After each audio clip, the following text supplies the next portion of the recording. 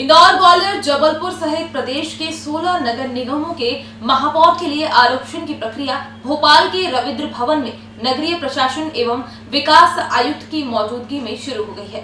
इस दौरान 99 नगर पालिका व 292 नगर परिषदों के अध्यक्ष के लिए भी आरक्षण की प्रक्रिया भी संपन्न होगी, जिसमें राजनीतिक दलों के प्रतिनिधियों को आमंत्रित किया गया है।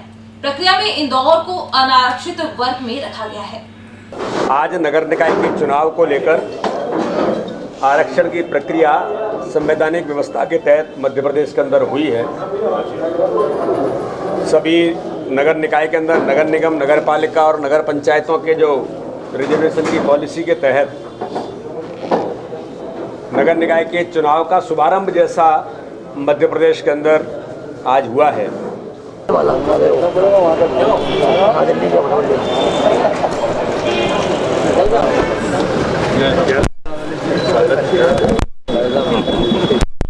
प्रदेश की सर्वाधिक चर्चित एवं आर्थिक राजधानी माने जाने वाली इंदौर नगरी में मेयर सीट अनारक्षित होते ही भाजपा के विभिन्न नेताओं के समर्थकों ने उत्साहवश अपने नेताओं को मेयर प्रत्याशी के रूप में बधाइयां देना प्रारंभ कर दिया।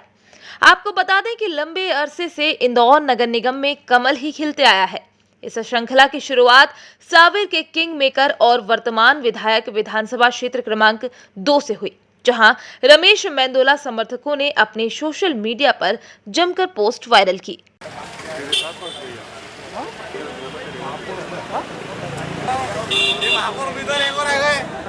वहीं पूर्व मेयर मालिनी गौड़ के समर्थक भी स्वच्छता के चौके के चलते पुनः अपनी नेता की निगम में वापसी के लिए बधाइयां देते और सोशल मीडिया पर मुखर होते नजर आए। परंतु जब हमने विधायक मालिनी गौड़ से चर्चा की तो उन्होंने बताया कि पार्टी और संगठन तय करेगा कि उम्मीदवार कौन होगा। भाजपा में कोई व्यक्ति निर्णय नहीं लेता, जो भी महापौर होगा मेरे कार्यकाल में बने सिस्टम को उसे ही बढ़ाना होगा। इंदौर को स्वच्छता में नंबर 1 लाने के लिए मिशन के रूप में काम किया। भाजपा के कार्यकाल में इतना विकास हुआ कि भाजपा फिर से आएगी। तो देश भर में स्वच्छता का अलग जगाने वाली और लगातार इंदौर को स्वच्छता में चौका दिलाने वाली, जी हाँ, मालिनी गौड़ जी एक्स मेयर हमारे बीच मौजूद हैं। भाभी, कैसे देखती हैं? आरक्षण हो चला है, सामान्य सीट रखी गई है, फ्री फॉर ऑल कर दिया गया, अनारक्षित सीट है। कैसे देखती हैं पहले तो इस आरक्षण की प्रक्रिया को? आरक्षण जो होता है वो लॉटरी सिस्टम होता है और जो लॉटरी में तय होता है उसके अनुसार आरक्षण होता है। भारतीय जनता पार्टी ने लगातार 4 बार पुरस्कार जीता है इंदौर स्वच्छता में नंबर 1 और कई विकास के कार्य किए हैं। तो आगे भी भारतीय जनता पार्टी का मेयर बनेंगे। अभी चूंकि आरक्षण मतलब बोला जाता है अनारक्षित सीट है, हो सकता है आपको भी पुनः अवसर दे दे भारतीय जनता पार्टी, तो क्या एक बार फिर से मतलब आप मेयर की जिम्मेदारी निभाने के लिए तैयार हैं? हमारे यहाँ पार्टी संगठन तय करते हैं, जो पार्टी संगठन तय करेंगे वो मान्य होता है सबको।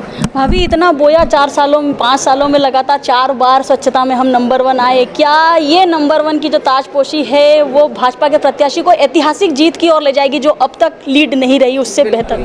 बिल्कुल, भारतीय जनता पार्टी ने, आप सभी ने देखा, जनता ने बहुत स्नेह दिया, प्यार दिया है और सभी लोगों का आशीर्वाद हमेशा रहा है।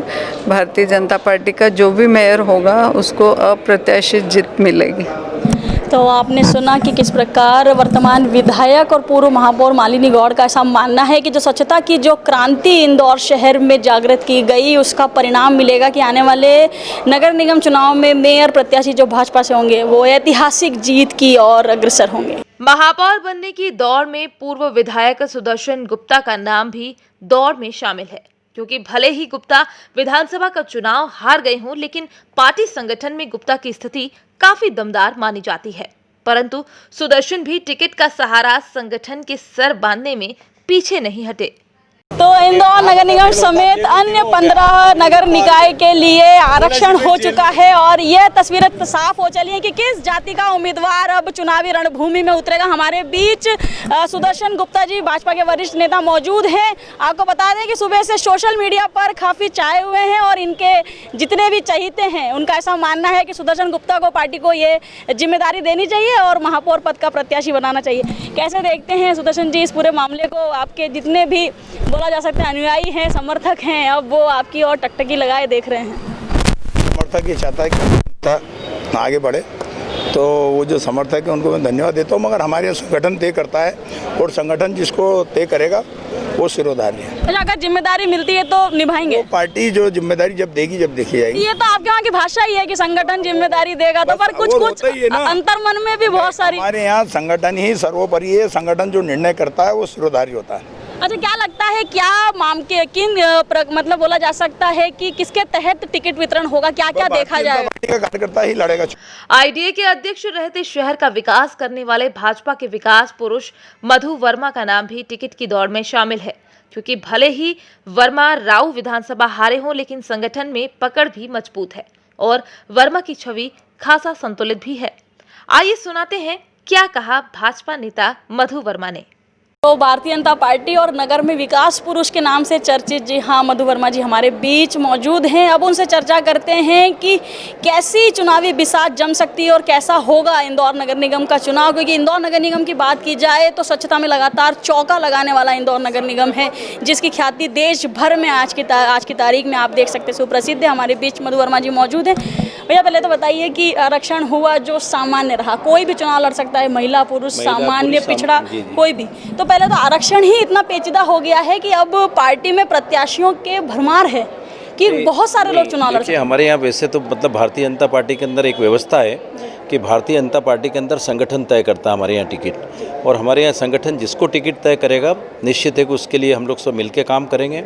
और जहाँ तक हमारे लिए हम भारतीय जनता पार्टी पहले बाद में टिकट है। आप कह रहे हैं कि भारतीय जनता पार्टी पहले है टिकट बाद में है, परंतु जब से 11:30 बजे से ये समझ में आया कि सामान्य सीट हो गई है, कोई भी लड़ सकता, तब से लगातार जो समर्थक हैं वो अपने नेता की फोटो वायरल कर रहे हैं कि अगला महापौर से मान लीजिए सुदर्शन गुप्ता जी, कई लोगों ने आपकी भी फोटोज वायरल की है कि आप आने वाले इंदौर के अगले मेयर हो सकते हैं। कुछ लोग मालिनी गौड़ जी की फोटोज वायरल कर रहे हैं कि मालिनी गौड़ जिन्होंने 4 बार चौका लगाया स्वच्छता में, उन्हें फिर से एक बार जिम्मेदारी सौंपनी चाहिए। कैसे देखते हैं? नहीं, निश्चित है कि कोई भी कार्यकर्ता को इस तरह का काम नहीं करना चाहिए, फ़ोटो वायरल नहीं करना चाहिए। मैं इतना सीनियर कार्यकर्ता हूँ, निश्चित है कि हमारे यहाँ भारतीय जनता पार्टी के अंदर एक व्यवस्था है और हमारे यहाँ जो भी करते संगठन करता है, और निश्चित है हमारे यहाँ संगठन जो करता है हम लोग उसका पालन करते हैं।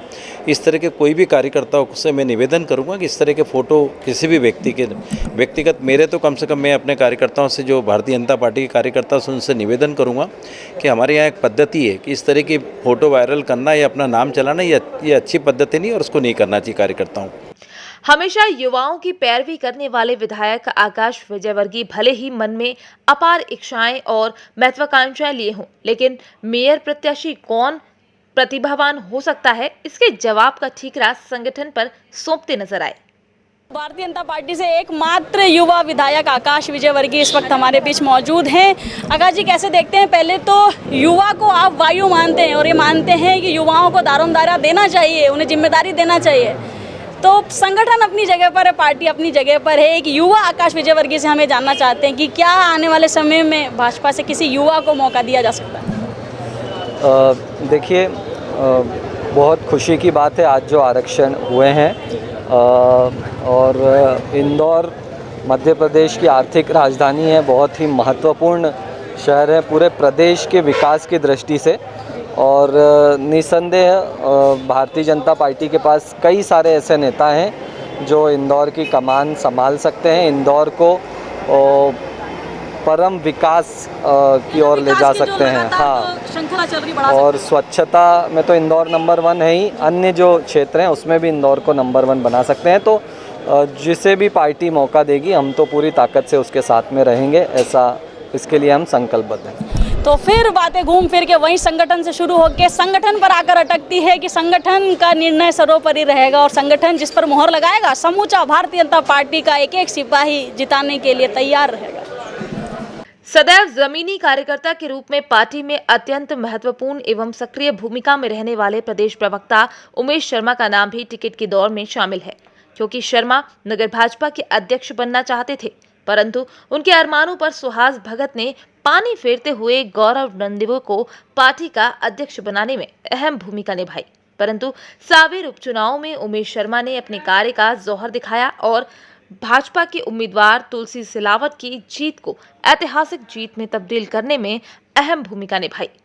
आरक्षण के बाद से हम देख सकते हैं कि पार्टी कार्यालय पर लगातार कार्यकर्ताओं का हुजूम उमड़ पड़ा है और एक अलग ही उत्साह और जोश नजर आ रहा है। इस बीच हमारे बीच भाजपा के प्रदेश प्रवक्ता उमेश शर्मा जी के बारे में आपको बता दें कि जब भी कोई चुनावी रण विजय दिलानी होती है तब रणभूमि में हनुमान की भूमिका निभाते हैं। जी हाँ, उमेश शर्मा जी हमारे बीच मौजूद है।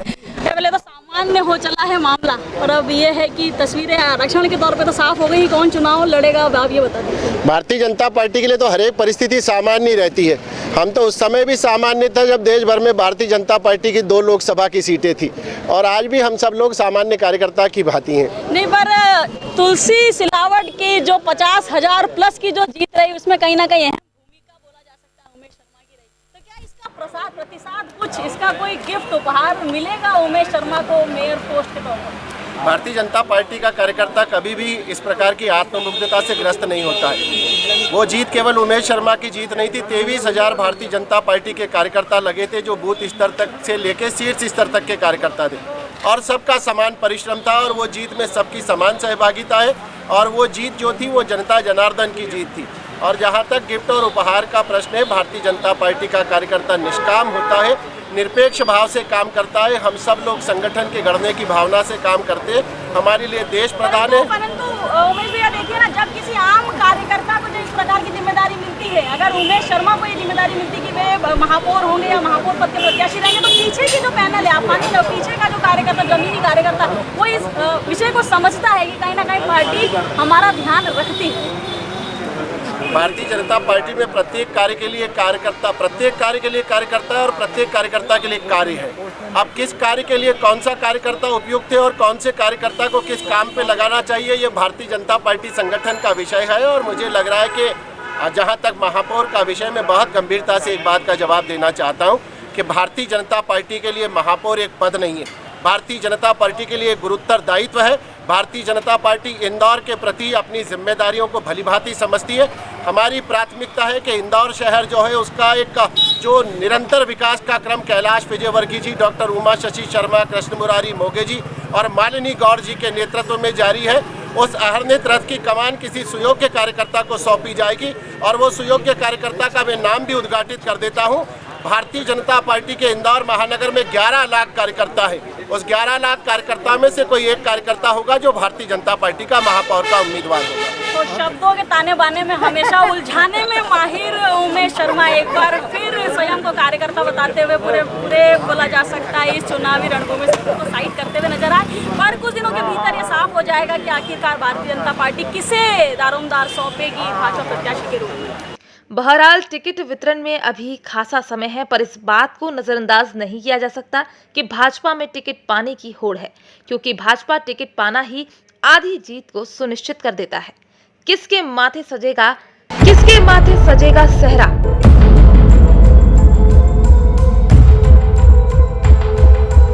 कौन होगा इंदौर का अगला महापौर?